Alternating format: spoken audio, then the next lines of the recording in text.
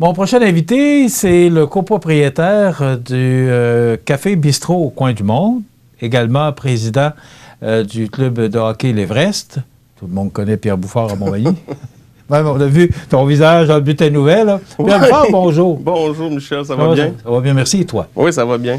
Pierre, on t'a invité parce que cette semaine, avec la Chambre de commerce, suite à l'annonce de M. Legault qu'on demeurait en zone rouge, les commerces ouvrent, mais les restaurants demeurent fermés. Et là, la Chambre de commerce a remercié M. Legault et là, a également souligné qu'elle faisait la demande pour pouvoir réouvrir les restaurants, particulièrement dans notre zone, parce qu'on a 23 hospitalisations dans Chaudière-Appalaches. Et on sait que M. Legault, son cheval de bataille, ce sont les hôpitaux, et on comprend. Maintenant, dans ta déclaration à toi, c'est peut-être un peu plus direct.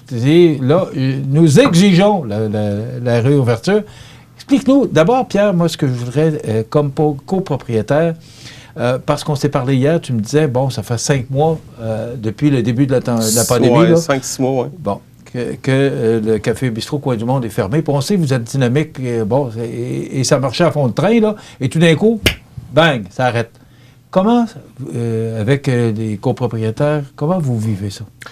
Bien, c'est pas évident, parce que dans le domaine de la restauration, c'est un domaine qui est un peu différent de bien des autres secteurs d'activité, considérant qu'on marche avec un inventaire qui est comestible. Fait qu'on peut pas... Lorsqu'on commande notre stock pour ouvrir, on peut le perdre en dedans de quelques jours, là. Fait que pour nous, quand je disais que ça prenait une décision concrète, puis savoir c'est quand, bien, c'est à partir... On peut pas nous dire qu'on va ouvrir les restaurants dans, exemple, là, si le 22 février mentionne qu'on ouvre les restaurants à partir du 25 ou 26, bien, on sera pas prêt. Nous, dans le fond, ce qu'on veut savoir, c'est on peut avoir une date concrète, puis aussi à partir de quelle façon qu'on va les ouvrir là, parce que à la base, cet été, en zone orange, on pouvait recevoir 10 personnes avec 3 adresses différentes. Mais là, je pense que les règlements ont changé ou les consignes ont changé. Là, c'est 2 adultes avec des enfants.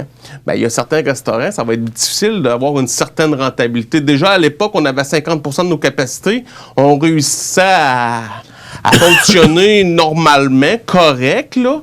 C'était pas... avec l'aide du gouvernement des subventions salariales, ça nous a aidés.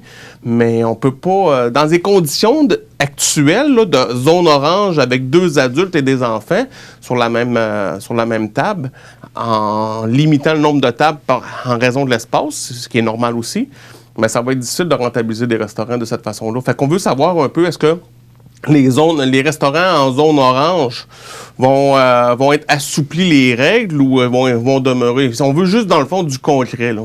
OK. Chez Agar, ça a fermé. Malheureusement. Cette semaine, Boomerang. Oui. Est-ce que toi et d'autres restaurateurs, est-ce que vous êtes menacés? Est-ce qu'il y a du danger? Parce qu'on commence à s'inquiéter, franchement, là. Bien, c'est certain qu'il y a une certaine omerta à l'intérieur des restaurateurs, à savoir est-ce qu'un va bien ou pas, là, de façon où on ne se parle pas vraiment de nos chiffres individuellement. Je peux pas parler... Ça fragilise quand même, Pierre. Bien, c'est certain. C'est certain qu'on entend plein de restaurateurs dire qu'ils ont de la misère, là, puis on ne fera pas de cachette que le Coin du Monde, nous, on est là pour rester, là, parce qu'on est en train de refaire la peinture. On a fait... on va avoir un nouveau look, là.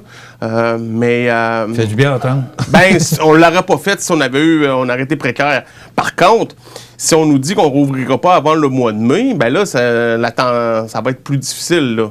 Mais... c'est certain qu'il y a des restaurateurs qui sont vraiment en danger, là. Nous, on a la chance d'avoir propriétaire de notre immeuble. Mais ceux qui sont locatifs, là, c'est peut-être plus difficile, là. Je ne sais pas c'est quoi les ententes qu'ils ont avec leurs propriétaires, là. Tu représentes certains restaurateurs, parce que c'est écrit comme ça? On n'a pas d'association de restaurateurs. C'est juste qu'il y en a quelques-uns qui m'ont téléphoné pour savoir qu'est-ce que vous allez faire au Coin du Monde, qu'est-ce qu'on fait. On peut pas laisser aller ça. Sauf que la seule chose qu'on peut faire, c'est de mettre un peu de pression sur notre ministre et notre député, mais en même temps, je la comprends elle aussi, là. Il y a des situations auxquelles elle peut pas... c'est décisionnel à travers eux, là, mais il y a une certaine réalité. Mais si on ne met pas de pression... Quelles sont les démarches? Là? Parce que là, tu es appuyé par la Chambre de commerce et d'industrie de la MRC de Montmagny. C'est quoi les démarches? Parce que là, vous avez vous avez publié un communiqué de presse. Bon, c'est quoi les prochaines étapes? Bien, on va regarder d'ici une semaine ou deux le nombre de cas, s'il diminue. Là, présentement, la tangente est depuis une semaine et demie, là, ça diminue le nombre de cas. Et considérablement pour ça? Exactement. On va se donner encore une semaine, on va voir un peu. Le politique va sûrement annoncer d'autres nouvelles.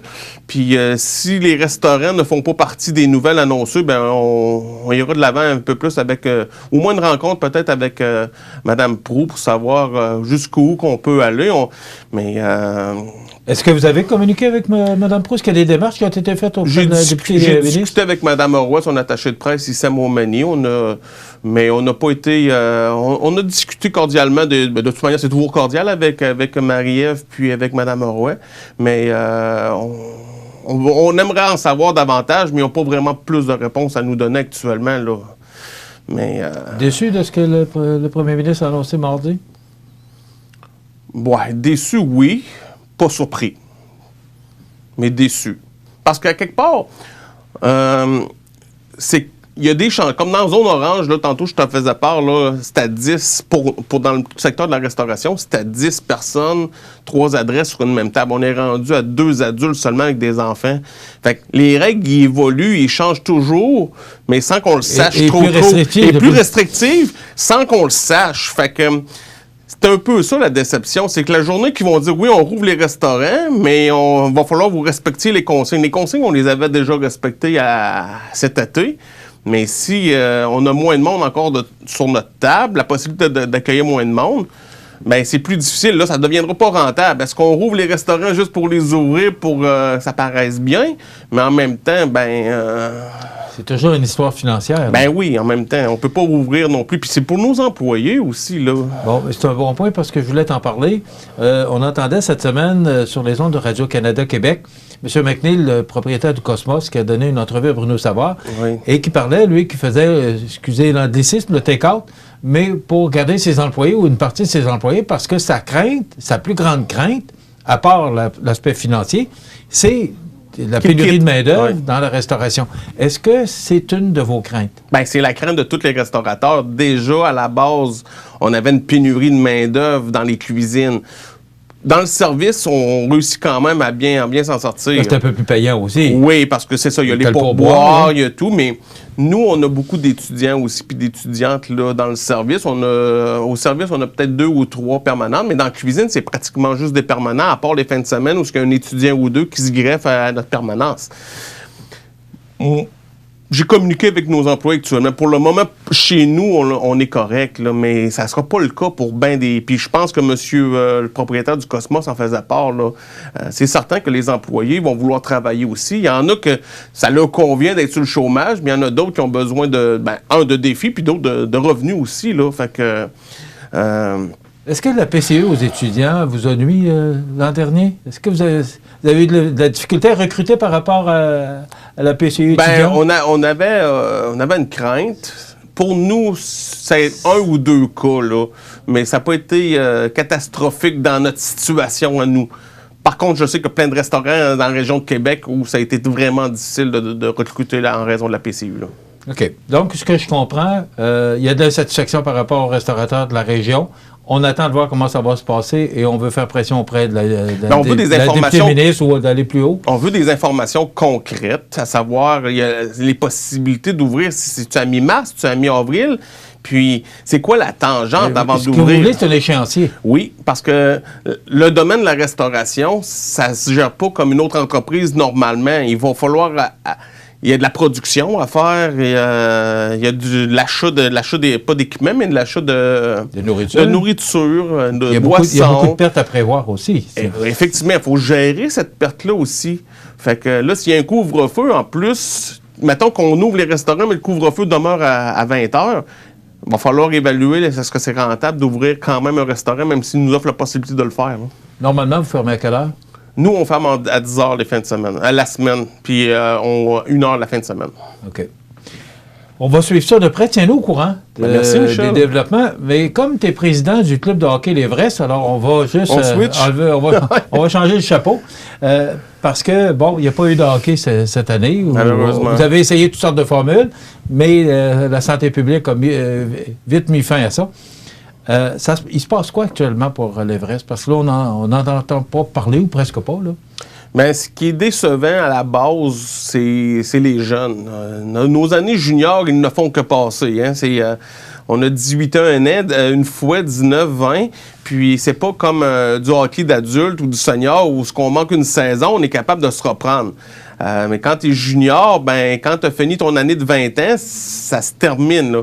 Fait que malheureusement, l'année passée, on n'a pas eu de séries éliminatoires pour les 19 ans qui sont devenus 20 ans. Fait que ça s'est arrêté brusquement. Puis, regardez, on n'a pas le choix.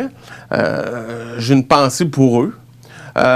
Mais pour l'Everest en tant que tel, il y a tellement d'impondérables. Il y a la santé publique, il y a Hockey Québec, il y a Hockey Canada, il y a plein de politiques autour. Puis il faut leur respecter les règles aussi. Fait que c'est bien difficile à prévoir. Puis j'ose encore espérer de croire qu'on pourrait peut-être avoir, je ne sais pas, on peut pas avoir une saison, mais on peut avoir des activités particulières, je ne sais pas. Puis il y a les municipalités aussi, là aussi. Leur Arena, est-ce qu'elle va être disponible en avril, en mai? Il y a beaucoup trop de facteurs, mais c'est tellement malheureux. Bon, l'automne dernier, il me semble que c'est l'automne, tu es venu nous parler, là, que vous aviez essayé d'une formule pour faire jouer les jeunes, pour les garder en forme aussi. C'est important, il faut être en forme au hockey. Est-ce que ce serait peut-être une formule qui pourrait revenir ou pour finir la saison? Bien, c'est une possibilité comme d'autres, mais actuellement, là, en zone orange, les règlements que j'ai vus passer, là, aucun contact physique. Là, fait que, avant, on pouvait avoir un contact physique. Mais c'est encore là, il y a une restriction supplémentaire qui s'est ajoutée en zone orange qu'on n'avait pas cet automne. Et ça devient trop exigeant? Bien là, ça va devenir exigeant parce que le hockey, en même temps, c'est un contact physique. Là, on peut pas tout le temps respecter le 2 mètres quand on se combat pour une rondelle. Là. Fait que je ne sais pas. Et encore là, ça va prendre des assouplissements là, des règles. Sinon, ça va être bien difficile de pouvoir avancer dans ce dossier-là aussi. Là. Et financièrement? Est-ce que ça affecte le club? On n'a pas de revenus, mais on a vraiment limité les dépenses aussi. Fait que il y a certains commanditaires qui ont toujours honoré leur... merci beaucoup à Plancher Mercier et à Desjardins là, d'avoir honoré malgré le confinement leur entente. Ça, c'est vraiment très accepté. Mais en même temps, c'est toujours pour les jeunes qu'on le fait. Hein. Fait que, mais on a déjà prévu à travailler pour la prochaine saison. Le département hockey a déjà commencé à travailler pour la prochaine saison. Parce que là, vous avez manqué la saison du printemps 2020. On a manqué les séries éliminatoires 2020, puis on va avoir manqué la saison 2020-2021 au complet. OK. Et ça veut dire beaucoup de changements par rapport aux joueurs, parce qu'il y a des joueurs, comme tu le disais tantôt, qui avaient 18, 19, 20 ans, que là, ils ont quitté, mais qui ont pratiquement pas joué. Ils n'ont pas joué. Bien, exactement. Les joueurs de 19 ans de l'année passée, ils n'ont pas connu les séries éliminatoires, puis ils n'auront pas joué cette saison. Fait que là, les joueurs de 17 ans de l'année passée vont tomber des vétérans de 19 ans. Là, sans avoir joué. Sans avoir vraiment joué beaucoup. Puis l'autre contrainte aussi, c'est la relève. Là, présentement, dans le midget espoir, dans le midget 3A, ils n'ont pas joué non plus. Fait que c'est difficile d'évaluer des joueurs pour les recruter aussi. Là. Fait que c'est un moment qui n'est pas évident. Pierre Bouffard, merci beaucoup d'avoir accepté notre invitation parce que, écoute, pour nous, les gens d'affaires de la région, c'est important. Et on veut les soutenir de toutes les façons qu'on peut le faire. Ouais. Donc, on va vous souhaiter bonne chance parce que c'est pas évident de fermer son entreprise. Comment on vit ça à partir du moment où on apprend qu'on doit fermer son entreprise dans quelques secondes? C'est une frustration. C'est une frustration de voir que c'est pas nous, hein, c'est une obligation gouvernementale. C'est pas une décision personnelle. C'est plus difficile encore. Puis c'est encore plus difficile de savoir à quel moment qu'on va pouvoir réouvrir. Ça, c'est dans l'attente aussi, là, c'est pas évident non plus. Là. Mais on s'attend que vous, les gens, les pubs, les restaurants, à partir du moment où on va pouvoir y aller, j'ai l'impression que les gens vont avoir un immense plaisir à se retrouver et à prendre une bonne bière. Il y en a beaucoup qui m'en parlent, qui vont venir nous encourager. Ouais. Fait que ça, c'est vraiment très apprécié. Pierre Bouffard, merci beaucoup. Merci, Michel. Pierre Bouffard, qui est copropriétaire du Bistrot au Coin du Monde, et également président du club de hockey. L'Everest. Ça, c'est le plus... le cauchemar d'un animateur, c'est les blancs de mémoire. Merci beaucoup, Pierre. Merci. On s'arrête dans quelques instants. José Soucy est avec nous.